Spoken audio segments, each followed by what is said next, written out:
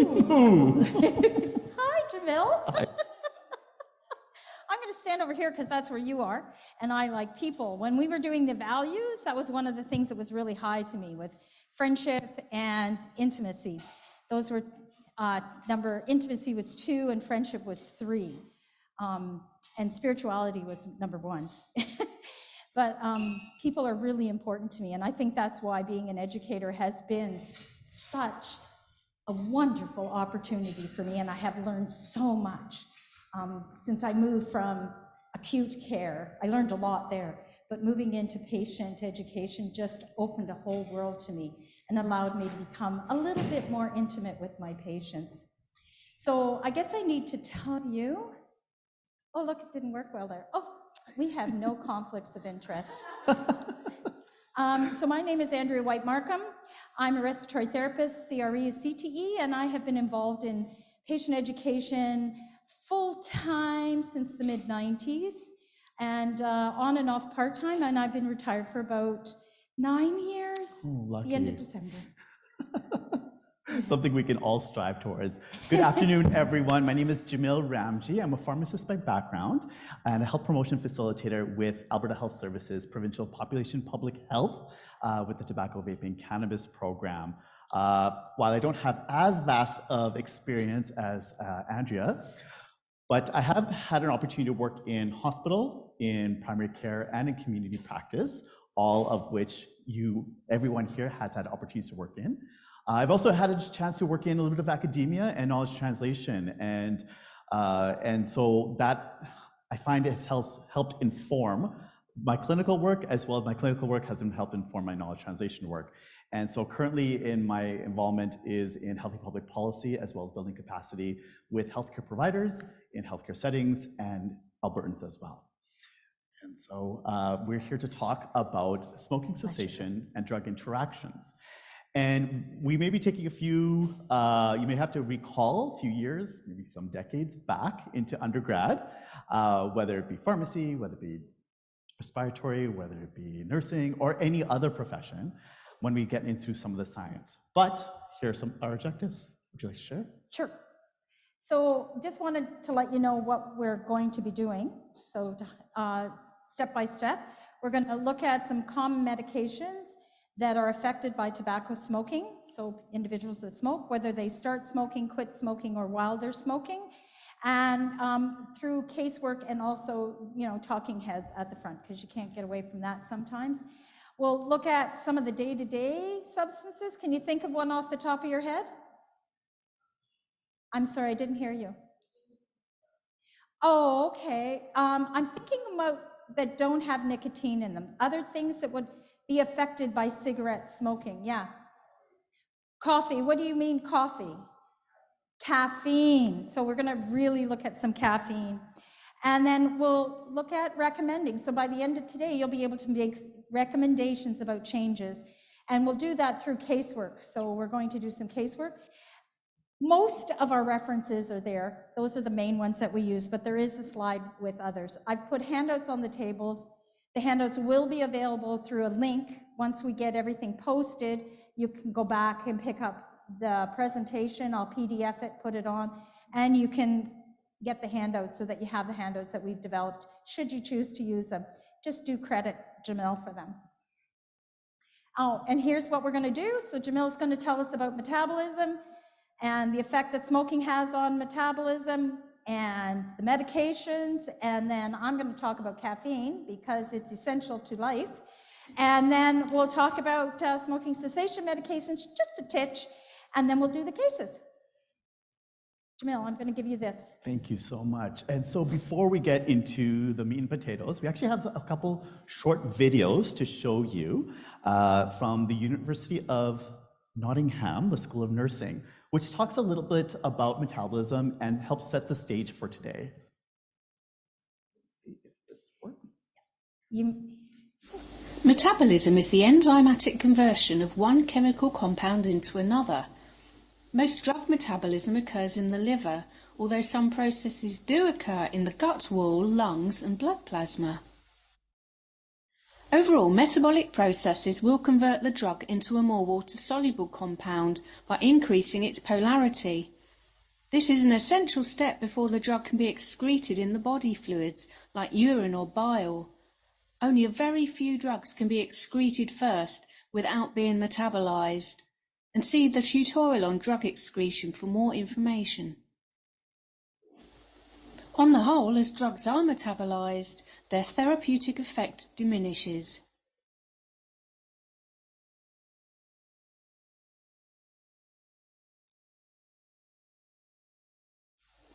The liver hepatocytes contain all the necessary enzymes for the metabolism of drugs.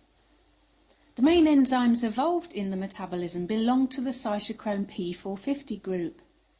These are a large family of related enzymes housed in the smooth endoplasmic reticulum of the cell. Metabolism is often divided into two phases of biochemical reaction, phase 1 and phase 2. Some drugs may undergo just phase 1 or just phase 2 metabolism, but more often the drug will undergo phase 1 and then phase 2 sequentially.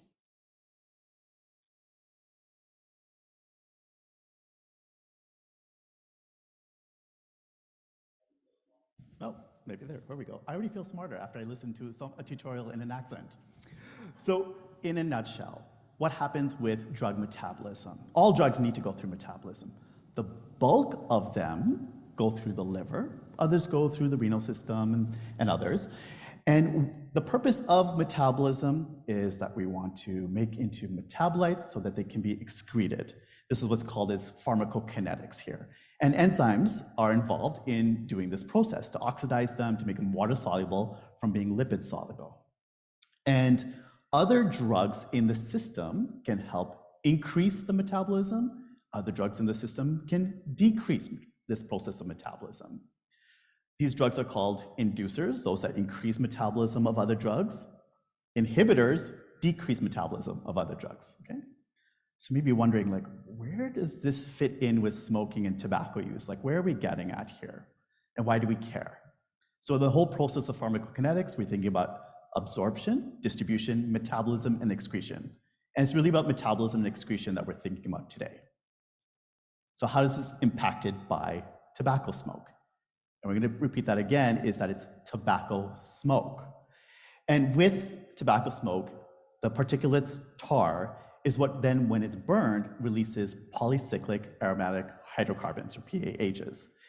And these 7,500,000 chemicals, 7,500,000 chemicals increase the metabolism of medications. Increased metabolism increases the clearance or excretion of those drugs.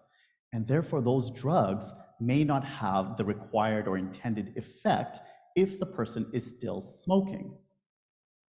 We're going to go through a few examples of which drugs are impacted by this. It takes about a week for this to happen, starting at 24-hour to 36-hour mark of this change in metabolism. And so when we see an increase in metabolism, an increase in excretion of a drug, the drug is not necessarily having its intended effect, and so the patient may not be getting the benefit of that medication. And so often we have to take that into consideration when prescribing a medication for their chronic or acute condition. And so the metabolites, however, for many medications are inactive. Some medications, however, require to go under metabolism in order to become active. This is what's called a prodrug. We're going to go through a few examples of where this may be impacted on a clinical aspect. And so smoking increases the activity of metabolism and therefore increases the excretion of these medications. And so when we think of how this whole pathway works, so through the CYP enzyme, smoking increases the metabolism, and therefore there's decreased plasma concentration. There's less of these metabolites, less of these drugs in the system of the body. And then excreted quicker as well. And so now your patient is not getting the intended effect of the medications. And so the prescriber may choose to increase the dose of that while the patient is still smoking. Then the patient decides, I think it's time to quit smoking. And they quit smoking, and maybe they didn't tell the prescriber, they didn't tell their healthcare team, or they informed their healthcare team, but then nothing really was into consideration about their medications.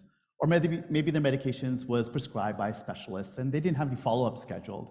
And so nothing was made, no changes were being made to those medications that are impacted by this increased metabolism. And so the drug doses are staying the same, the regimen continues as is. The patient has quit smoking or has reduced their tobacco use, and now the metabolism of those medications have slowed down, has normalized to what it would have been had the patient not been smoking. But it's now at a higher dose. So what happens when we have higher doses of medications in our body? More side effects, exactly. More side effects, increased risk of toxicity. And the drugs that are impacted by this are the ones that particularly have that narrow therapeutic index. So they need, between concentration to achieve effect to the concentration to achieve toxicity is very narrow. So these are the drugs that are primarily affected by this whole pathway. And then we see toxicity. Toxicity of those medications, adverse effects that maybe the patient wasn't aware of from before, and maybe they're not able to describe. And often prescribers are not aware of this drug interaction process. So we're going to go through various body systems and which medications are impacted by what. And at your table, in your handout, are in fact the list of those medications, the metabolism process, what are the side effects, as well as from a clinical standpoint, what do we have to consider. But we also want to let you know that dosing adjustments in the context of smoking cessation is not a blanket response. There's no guidance to typically say, okay, so for all medications that are affected by smoking, this is how much we have to change the dosing regimen. We have to think it from a clinical aspect. So are they experiencing side effects to begin with? How much do we have to go down by? Is a dose reduction appropriate for this patient? And how fast do we need to go for a dose reduction? So these are some things to have to keep in mind. The ones that we're going to go through today on the slides are those that are high or moderate affected significance, but we've included some of the lower significance in the handout as well. Okay. So for our respiratory medications, these ones are increased clearance by smoking. So then the prescriber adjusts the medications to a higher dose while the patient is smoking. The patient has now quit smoking. They're still at a higher dose. So primarily we're seeing things like headaches, we're seeing GI issues, we're seeing jitteriness as well. Okay, so your typical side effects that we counsel patients on about the effects of medications are now seeing more pronounced at these higher doses without adjustments. So what about inhaled corticosteroids? So we talked about how through the pharmacokinetic process, the effects on smoking on the enzymes impact and increase metabolism. We also know that there are pharmacodynamic aspects when it comes to smoking and nicotine. When pharmacodynamically, it means is how is their health condition impacted not through this enzymatic process, but rather the effect of smoking and tobacco use on their medications directly and their overall health. So for inhaled corticosteroids, what we see is that the impact of smoking reduces the HDA-C2 activity and the expression in the airway. So this prevents the corticosteroids switching off the activated inflammatory genes. Then, because of that, to achieve better control, the prescriber increases their dose of ICS in order to achieve effect. When they quit smoking, now they're at higher risk of inhaled corticosteroid adverse effects. So I just want to go back 1 second here. All right. What we also should suggest, if the patient is smoking, is to consider something that an extra fine particle ICS with a higher disposition. An example of this is QVAR. They've shown to have greater disposition into the lungs compared to other ICS products when the patient is smoking, just to allow that for effect. So I've talked about how tobacco smoke impacts medications pharmacokinetically. What I haven't talked about is just tobacco in general. So do you expect to see the same interactions happening with perhaps other forms of tobacco? Any thoughts in the group?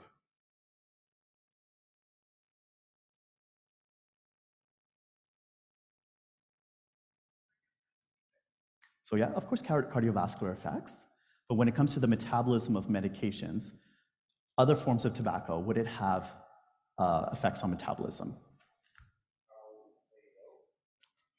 Correct.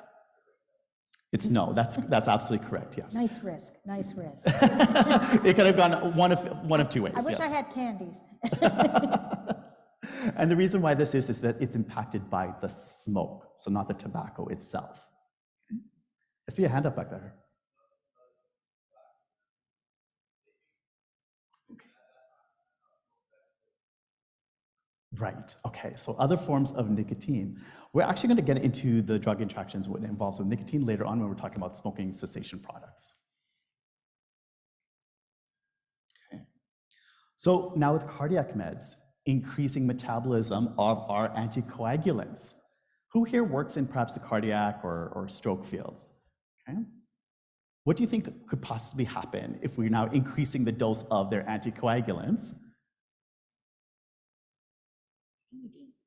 Increased risk of bleed when they're cutting back on smoke.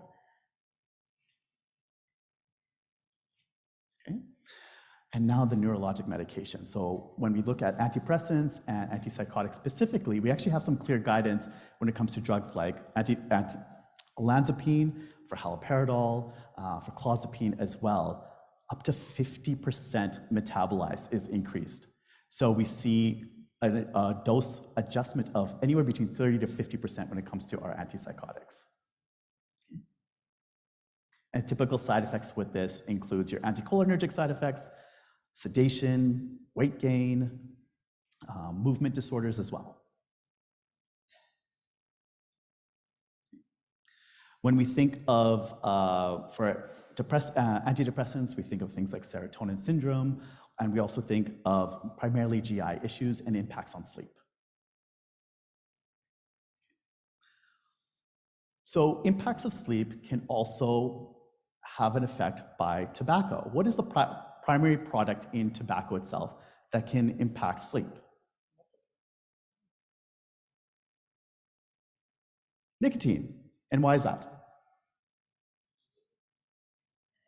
Nicotine's a stimulant, exactly. So now when we think of from a pharmacodynamic aspect, the stimulant effects of nicotine itself impacts a person's ability to sleep, to be, to maintain a productive day perhaps, to keep calm, to be relaxed as well. And so higher doses of benzodiazepines may be needed in people that who use tobacco or nicotine. And now they're cutting back on their nicotine. They're cutting back on their nicotine exposure from all sources, but then now higher levels of benzodiazepines are still being prescribed for them. What can happen when we have higher doses of benzodiazepines?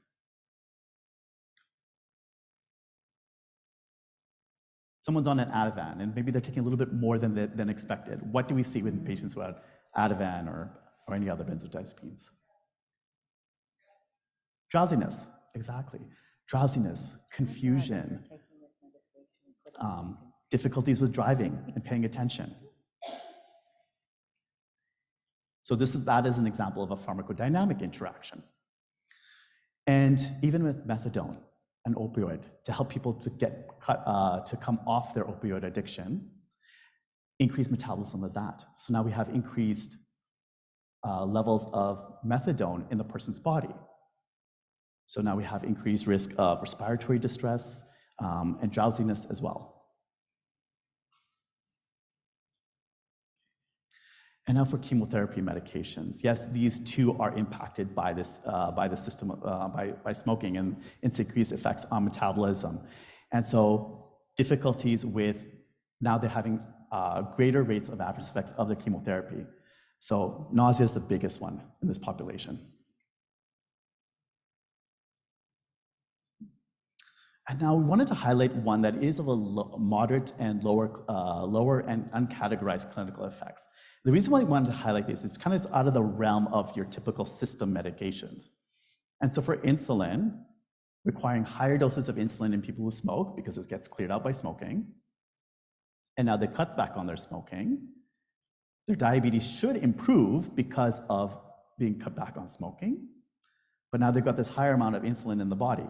What can happen? Hypoglycemia. Okay. And then with hormone replacement therapy, this is an interesting one because if someone is smoking, typically we don't prescribe hormone replacement therapy. Can anyone guess why? Any thoughts on why we don't recommend hormone replacement therapy in women who smoke? I heard DVT, I heard stroke. Correct, all of that, all of the above. Now, when there is some data to show that a patch may be better than oral hormone replacement therapy. That being said, from a risk standpoint, we look at non-hormonal therapies to support this condition. So now we wanted to introduce a little another type of metabolic pathway that we have to consider, particularly in the cardiac environment. Some drugs are administered in an inactive form called a prodrug, like enalapril. It's the metabolite that is pharmacologically active, or enalaprilat in this case, which acts as an antihypertensive agent. Some drug metabolites can be toxic, such as those produced from paracetamol. These are usually detoxified by phase 2 conjugation and joining with glutathione. However, in an overdose situation, when the dose of paracetamol is high, there is not enough glutathione to detoxify the metabolites. The metabolites accumulate, causing toxicity and can result in hepatitis. As a solution, compounds are administered to boost the levels of glutathione so that phase 2 metabolism can take place, thus detoxifying the metabolites fully and reducing the risk of liver injury. All right. Any guesses on what paracetamol is? Tylenol, exactly. So my mom, she studied in the UK for nursing, and she still holds on to using paracetamol, even though she's worked in 38 years in ICU at the U of A. So, you know, something that we still laugh about to today. And so the metabolic pathway for prodrugs, we'll talk about some examples in a moment here. So now we have to start thinking about these metabolites. These drugs need to go through metabolism in order to be active, to have its effects clinically in the patient. And so we're still seeing increased metabolism of this medication. And so that could result, theoretically at least, in risk of side effects. And so the prescriber may reduce the dose of this medication while the patient's still smoking to account for this theoretical increase in active metabolites in the person's body to achieve a similar effect. Again, patients quit smoking, and now they're not being exposed to that system where the PAHs increase the metabolism of the drug and lead to active metabolites. And so now we see subtherapeutic levels and maybe not desired effect of the medication. So not seeing toxicity anymore, but rather not achieving intended effect of the medications, and thus reducing the integrity of those medications in order to achieve effect. So examples of these include the antiplatelets. They go through metabolism in order to have irreversible active metabolites. That means they need to go through metabolism in order to achieve effect. And so when we think of things like stent integrity, that could be impacted when a patient quits smoking and yet is maintained at a certain level that's not achieving effect of these medications. So when we think about Plavix and we think of stent integrity, we have to reassess, well, is it still is it still clinically viable to continue this medication? Have we reached the guidelines when it looks anywhere between 3, 6, 1 year framework as to whether or not that patient still requires that drug? And if so, then either look at, well, if it's achieving effect and the patient is fine otherwise, continue it. Switch, not always the best option, but it's an option, or discontinue altogether.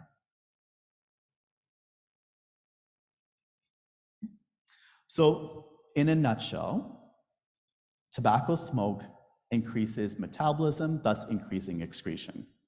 For many of the drugs that are impacted to this, particularly through the CYP enzymes 1A2, 2A6, less so through 3A4, they result in increased plasma, so decreased plasma concentration, increased excretion of the medication, requiring higher doses to achieve effect. But when smoking cessation takes place, the patient is off medication, off their smoking, we have to adjust have to look at the full clinical picture and adjust the medications accordingly, sometimes up to 50% when we think of antipsychotics. For our prodrugs, however, like Plavix, we have to think almost the opposite way. And do we need to adjust the medications? Do we have to increase the medications so that they can have its effect by going through the pathway into active metabolism, into achieving effect? Now, what we didn't talk about earlier is, well, what picture are we looking at? Is this applicable to all smokers that smoke any number of cigarettes? Well, the data has shown that we have to consider this, particularly for those who smoke 10 cigarettes a day or more.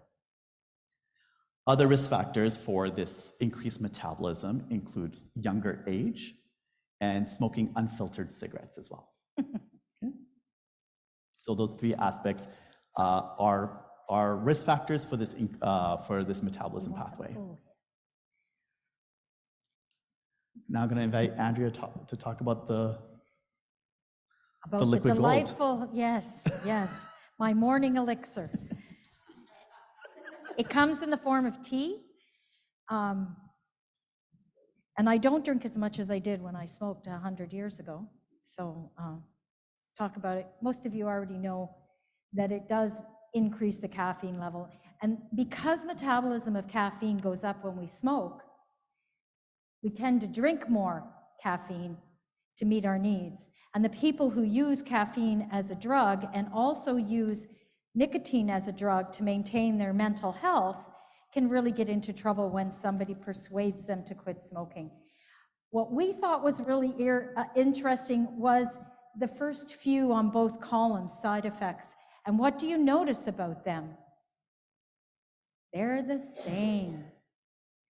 So when your client comes to you and said, oh my gosh, I'm going through so much withdrawal, how are you feeling? Well, I'm irritable and grouchy and I can't sleep or concentrate and I have a headache. What's the first question you want to ask? How much caffeine are you drinking? So the other thing we thought was really interesting was when we looked at the amount of caffeine per whatever it is that they're drinking, and I apologize if I'm standing in your way. And you can see some of it's quite interesting. Happily, tea is less than coffee, so I'm pretty good. But if we look at a can of Coke or Red Bull, that's the one that really stood out for me. So the other thing we wanted to talk about, and we're just going to touch on this, is the pharmacotherapies that we use to assist people to quit smoking. And just because we were talking about smoking cessation and drug interactions, we wanted to make sure that we reminded ourselves that some of the drugs that we are recommending for individuals who quit smoking do have some interactions with other drugs. That's about all we're going to say about that because we want to save the time for the cases. I can see that there's a couple way over here to my right. I don't know if you want to come and join another couple or if you want to create a little team yourself, but I will bring you some handouts so that you can do the cases. There we go. Oh, so the bottom line, there we go. I usually have a bottom line. They're safe and effective. Use them, use them, use them, use them. And counseling is essential. And that's been shown over and over, and that's your bailiwick. Be aware. Be aware. So we have 4 cases. So on the piece of paper that looks like this, there are 4 cases. Jaden, Sheila, Henrietta, and Jaspil. So what I'm going to do, we won't have time for you to necessarily work through all 4. Some of you will, and some of you won't. We've allotted about 5 minutes for you to work on each of the cases, and then we're going to come back, talk about them as a large group. But what I'm going to do is start different tables at different cases. So if you 3 here would start with Henrietta. If starting here at the back, coming up to here, if you would start with Jaspil. From here and here, I'm going to stop there. Your 2 tables start with Jaden. And here and here and here, if you would start with Sheila. And then just work through the rest of the cases. Okay? So what you're going to do is read your case, identify what discussions you want to have with your client, and what information you would like to share with your client's healthcare team. So the case is very minimal. And what are we talking about? Drug interactions. You will find the drug in question on the other handout. There's a big list of them, so you'll find the drug in question. And Jamil and I will be wandering around if you have any questions. Before we do that, is there any questions about what's expected? I never give good, clear instructions, so I'm ready for questions. No? You know what case you're starting on? Okay, I'll let you go. You have about 20 minutes.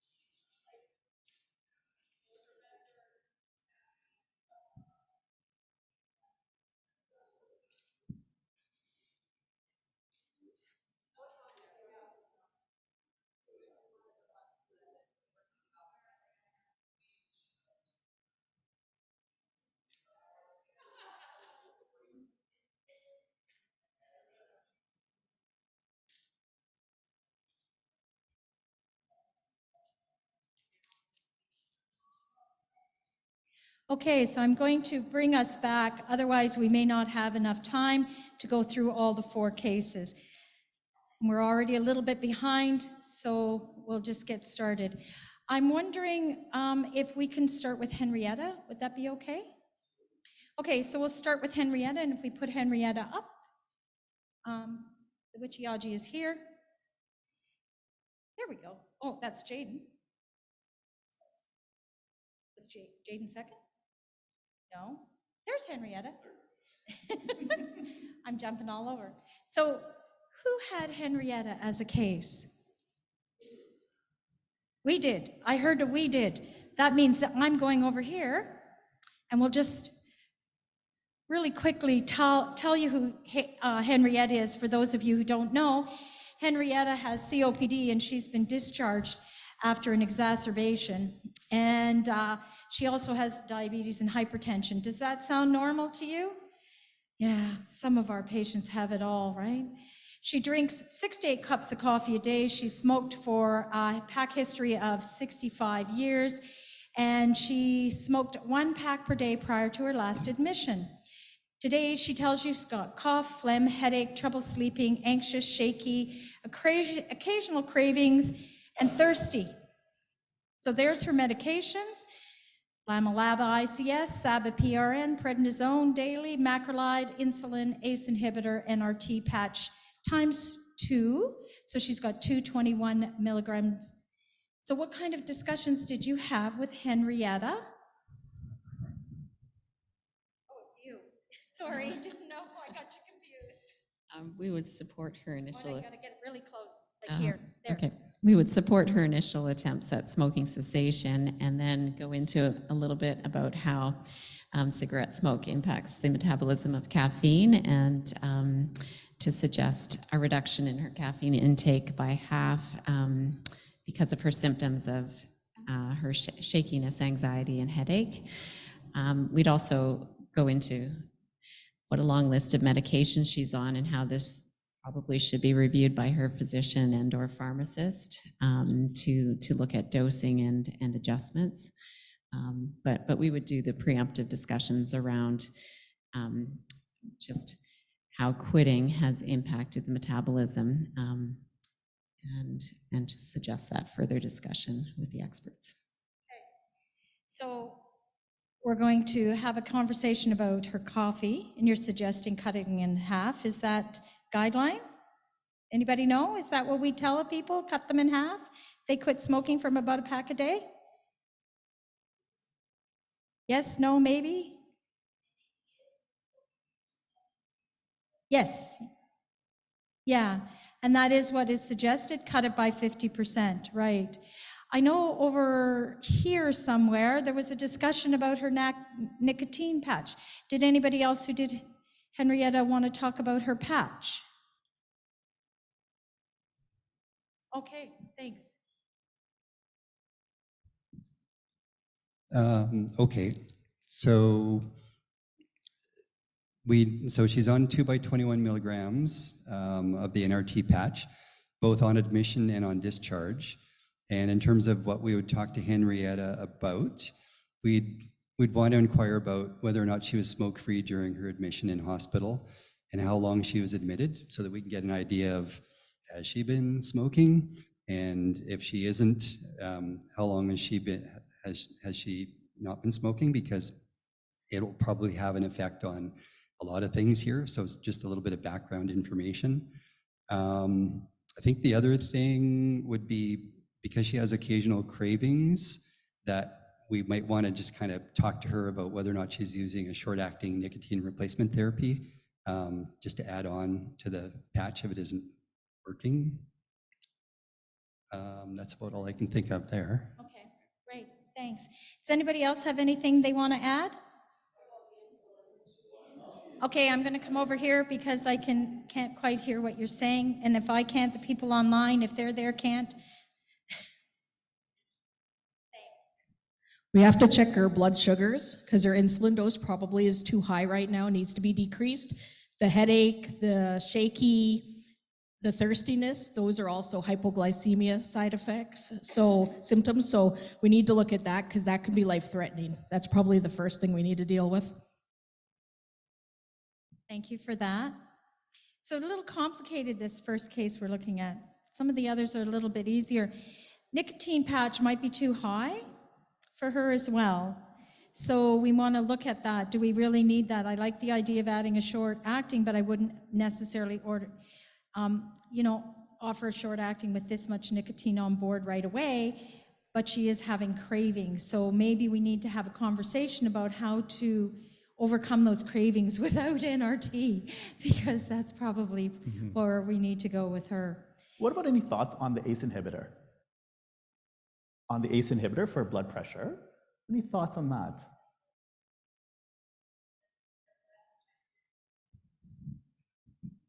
That could become less effective because it's not the prodrug is not converted into its active form anymore by the smoking, so she might require dose adjustment, dose increase. Okay, so fortunately with ACE inhibitors, it's not impacted by this pathway, so that's fortunate. But,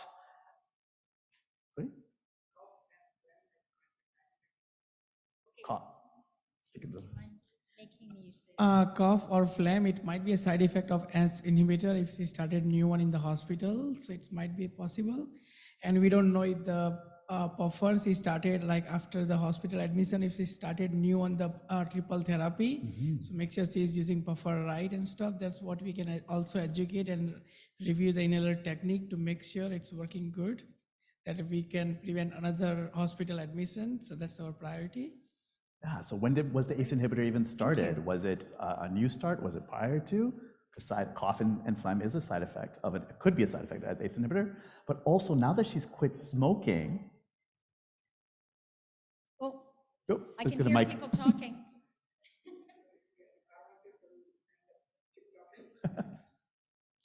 I'm sorry. Yeah, I'm just trying to remember that ACE inhibitors, that enzyme is what is made in the lungs, right? So just my thought about that, maybe it was affected too with the COPD exacerbations and the stopping smoking and One thing we have to keep in mind. That's what we heard at lunch. Yeah, one thing we have to keep in mind when someone does quit smoking, monitoring their blood pressure, because what we hope to see is improvements in their blood pressure. So perhaps they don't need as a higher dose of their blood pressure medications when they quit smoking. And that would be a cause for consideration for a review and a potential dose reduction. You see a hand in the back? Did you want to say something? Can you shout? No.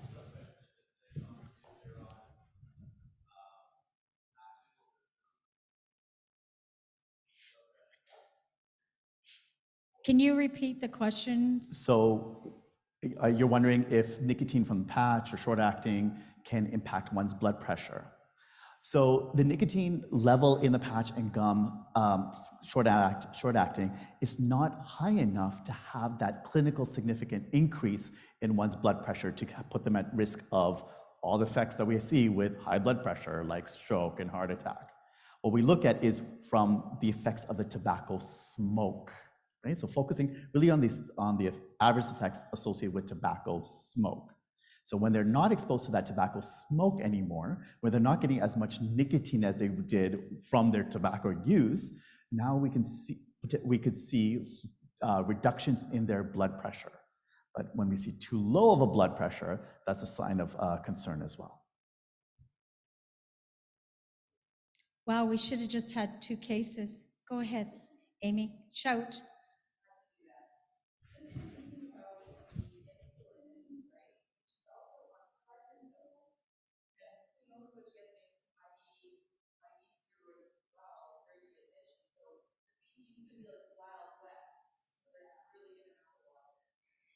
So for those listening from home, we're just talking about the fact that the blood sugar could be all over the map because of the prednisone and potentially the therapies that she was on. We're thinking likely in IV corticosteroid, and so just going to have to really watch her carefully and make sure that she's doing the correct testing and she is monitoring and administering the insulin appropriately as well. Yeah. Is there any other comments about this case? I'd like to get at least one more, and then we'll just touch on the other two. Yeah, I'm going to give this to you. It's actually faster. So we don't actually know that she quit smoking. We're assuming that she did. And if she did, we're assuming she didn't restart. And so I think that that would be something really important to ask her about. What's happened particularly over the last couple of days since you've been home?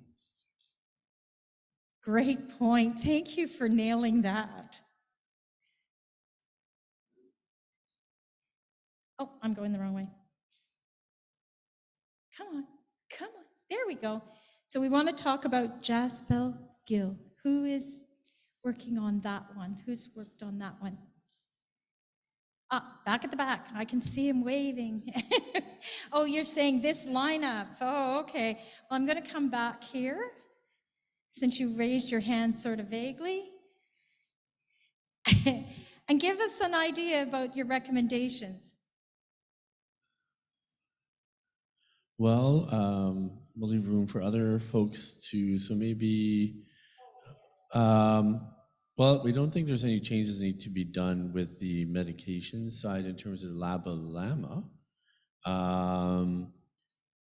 Amiodarone, either warfarin, maybe to increase the warfarin. The ramipril for blood pressure, but then we realized that maybe not all medications need to be changed because of smoking, because not all smoking affects all medication, depends on the metabolism pathway. And finally, St. John's wort. I don't know if that's something that is physician recommended or the patient just took on their own. So, or what are the precautions for that? But it seems like St. John's wort has a lot of effect on a lot of interactions with a lot of medications. And then more other questions would be, how much are they smoking right now? That would be helpful to know. And then since the patient quit smoking due to health, and then for 10 years and restarted due to probably stress, because it says smoking since lost grandson, so maybe some talk about stress relieving methods and maybe possibly referral to counseling. That may be why they're taking the St. John's wort. I don't know if anybody, yeah. So this fellow has taken up smoking again since he lost his grandson. You were concerned not about his inhaled medication and not about the Rampamil and the St. John's, but I didn't hear the other. I'm sorry, you might have said something and my mind just kind of clicked off. I must have a mind. The warfarin, I think you talked about, right? Yeah, you did talk about that. I thought you had, but it just kind of got lost in my brain there for a moment. Okay. Is there any other comments that you guys, yeah? Yes, it sure does. So can you just... What would be the effects of St. John's on anticoagulants? Speak up. Thoughts from this table? Okay, these... So increases risk of bleed? Yes, increases risk of bleed. Okay. Yeah, so and monitoring. why is his INR down?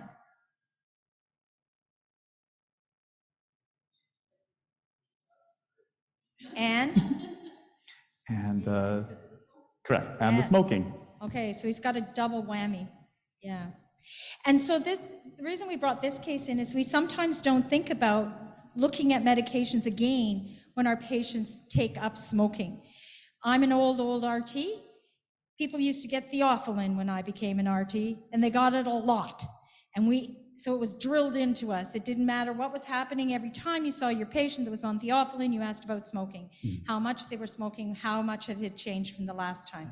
And we used to adjust the doses all the time.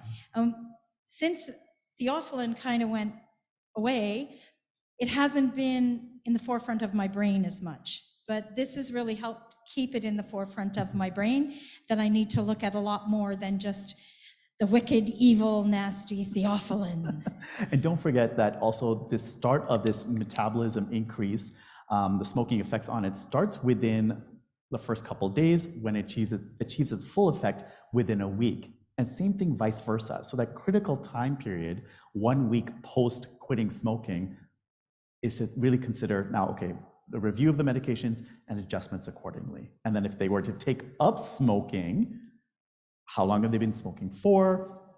How many are they at? Are they less than 10 cigarettes a day? Maybe not as much of a concern. Is it more than 10 or half a pack a day? Then yes, let's review the medications again and see what dose adjustments need to be made in the event that need to go up again. So we have 1 minute. Oh, yes, you have a question. Excellent.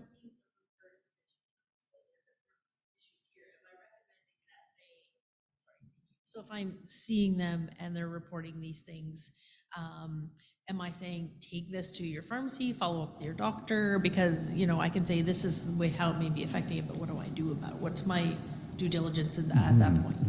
Where to send them? All right. So I would say that really depends on your setting. So do you work in a team? What recommendations, what information would you want to share with the team to think about, to consider?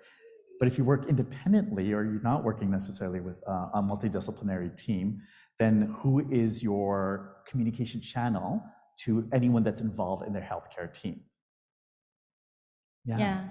So, and I'm just going to step in also as a respiratory therapist and say it is our responsibility to make sure that we feed that information to their primary care physician or NP, whoever is managing them. Hopefully they have somebody and do it PDQ, so pretty darn quick, so that, and get that patient in as quickly as possible if we're concerned about it. Certainly the last one we'd be a little bit concerned about because there is some chances that this kid, he's not that young, so he's going to get into trouble, and we want to make sure that he's managed appropriately. So that is our professional responsibility as well. We can't just put it on the patient. That's not fair.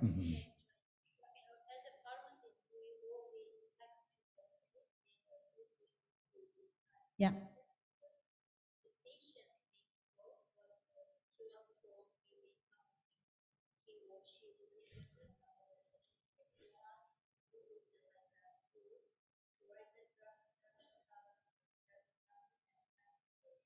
So what? Yeah. So what she's saying is that patients don't remember everything. Our clients don't. If you remember, you're going to forget 50% of what happened in this room before you hit the door. By the time you get to your break, you're going to have forgotten another 20%. So you might forget some of this, and what the heck is INR anyway? So that is why it's our responsibility to make sure we feed that information back. Certainly tell the patient, tell them what we think, have a conversation where they want to go with this. If you want, write it down, and that's a really great thing to do. So the pharmacist was saying that they always fax it back to the physician. I can see 2 hands. And would it be appropriate to maybe contact the pharmacist, the community pharmacist?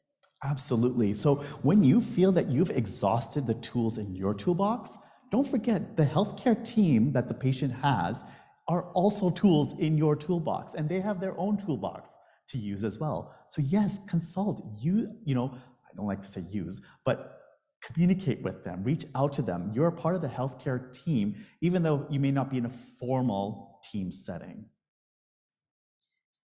Sorry, I'm not too clear on the vaping. So is there tar combustion in vaping, or like, are we concerned with the same way we are with cigarette smoking? Okay, so there's a few things to that. So no, there's no tar in the vaping, because vaping, it's not a smoke, it's a vapor, right? Aerosol that's being released. So because there is no combustion when there's vaping, we're not seeing the drug interactions associated that we would see in tobacco smoke and its combustion effects. Okay? However, we are seeing the effects of high levels of nicotine, high levels of a stimulant. So how is the stimulant, how is that nicotine affecting that client, right? And the impacts on their other medications. So an example, let's just say they're using sedatives to help them sleep. But we also learned that, oh, they do vape. How much are they vaping? Is the vaping keeping them up at night? Are they looking for more pills of their sedative to have effect on their sleep? So that would be a pharmacodynamic type of interaction. That is the conversation to say, well, how many pills are you using to help to get to sleep? How much are you vaping in a day? Are you turning up the battery, like the heating element on it? We know we limited the conversation to tobacco and nicotine. We do want to let you know that some of this, exactly, so smoking cannabis also has similar effects from not only the pharmacokinetics, so the polyaromatic hydrocarbons, because the smoke, but also the cannabis itself, so THC and CBD also has its interactions as well. Okay. We need to wrap up because Yes. we're beyond time. Shall we? I apologize for that. I'm just going to apologize that we didn't get to Jaden. Was there anything burning that the people who looked at Jaden would like to share? Nothing burden? So Jaden has schizophrenia and is taking a whack of medications and has some side effects. What were you going to do? It's here, right? Yeah, I can see a hand. Thank goodness. And then we're going to come to you, so get ready. And this is a 1-minute synopsis of what you're doing. I've had a similar patient in my practice where they were admitted to hospital, schizophrenic on clozapine, and because they suddenly quit smoking or didn't smoke while in hospital, just had a patch on, they went toxic on their clozapine. So I'm suspecting that if they haven't smoked since their admission, maybe the haloperidol dose might need to be decreased, because that could explain the drowsiness, hypertension. Great, thank you very much. I mean, there's a lot more that we would do, but that's a good start. Thank you very much. And really quickly, is it Sheila we have to do? Sheila's over here, way over here. They're all passing the buck. I'm not sure which of you three they're passing it to. So for Sheila, discussions to have with Sheila, what are her goals? What has she tried in the past? What does she want to use for smoking cessation? And what information to share is we've got communicate quit attempts with the team, possible titrations on meds, possible depression. She's already weepy. Counseling, possibly using Zyban because of the possible weepiness and a new cancer diagnosis. She's already gotten weight loss, so the one drug, I can't even pronounce it, erlotinib, can cause weight loss. So watching for that as she quits smoking as well. So thank you very much. And just to, the cancer drug will work much more effectively if she quits smoking. And so that's a really great message to give to somebody, especially when they're feeling so depressed. And that lung cancer, even though it's this wicked, horrible thing that kills people, it's starting in some cases to become a chronic disease where they can live for 3-5 years, where we thought it was, 6 to 18 months. So there is hope. So whispering hope in their ear can be helpful. And quitting smoking is the best thing she could have done, right? Thank you very much. We are done. Go and get your break so you can come to the next. Oh, I did have one thing I wanted to let you know about. There is a place where you can go to get a handy dandy, cardboard, shiny document that gives you drug interactions with tobacco smoke that it was developed in Canada. We used it as part of our references. So we have a little bit different information, well, not different, but a little bit more information on the handout, but you can pick this up right away at Kenview's booth, where your tea and coffee and juice is.